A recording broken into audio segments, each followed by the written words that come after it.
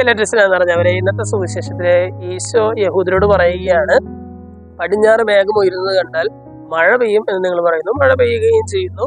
തെക്കൻ കാറ്റടിക്കുമ്പോൾ അത്യുഷ്ണം ഉണ്ടാകും എന്ന് പറയുന്നു, അതങ്ങനെ സംഭവിക്കുകയും ചെയ്യുന്നു. എന്നിട്ട് ചോദിക്കുകയാണ്, നമ്മുടെ നാട്ടുകാരെ, കാലാവസ്ഥയെ നിങ്ങൾക്ക് ശരിയായിട്ട് പ്രവചിക്കാനായിട്ട് സാധിക്കുന്നുണ്ട്, അല്ലെങ്കിൽ അതിനെ കൃത്യമായിട്ട് വ്യാഖ്യാനിക്കാനായിട്ട് നിങ്ങൾക്ക് സാധിക്കുന്നുണ്ട്.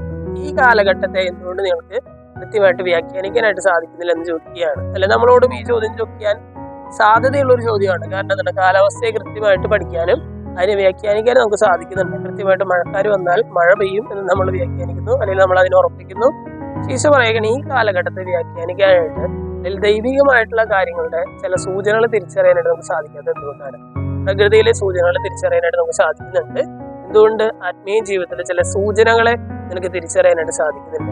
ബൈബിള് വായിക്കാത്ത ചില ദിവസങ്ങൾ അടുപ്പിച്ച് വരുമ്പോൾ, പൊന്തുചെല്ലാൻ സാധിക്കാത്ത ചില ദിവസങ്ങൾ അടുപ്പിച്ച് വരുമ്പോൾ, എന്തുകൊണ്ടാണ് ആത്മീയമായിട്ട് ഞാൻ ഇത്തിരി ഡൗൺ ആവുകയാണ് എന്ന് തിരിച്ചറിയാനായിട്ട് നിനക്ക് സാധിക്കാത്തത്? എന്തുകൊണ്ടാണ് ആ സൂചനയെ തിരിച്ചറിയാനായിട്ട്, അതിന് വില വയ്ക്കാനായിട്ട് നിനക്ക് സാധിക്കാതെ വരുന്നത്? സ്നേഹമുള്ളവരെ, ഇന്നത്തെ സുവിശേഷ ഭാഗം വായിച്ചു കഴിയുമ്പോൾ ഭൗതികമായിട്ടുള്ള ജീവിതത്തിൽ നമ്മുടെ ചില സൂചനകൾ തിരിച്ചറിയുന്നത് പോലെ, പ്രകൃതിയിലെ ചില സൂചനകൾ തിരിച്ചറിയുന്നത് പോലെ തന്നെ ആത്മീയ ജീവിതത്തിലെ സൂചനകളെയും തിരിച്ചറിയാനുള്ള ഒരു കൃപയ്ക്കായിട്ട് നമുക്ക് പ്രാർത്ഥിക്കാം. ദൈവം നമ്മെല്ലാവരെയും സമൃദ്ധമായിട്ട് അനുഗ്രഹിക്കും.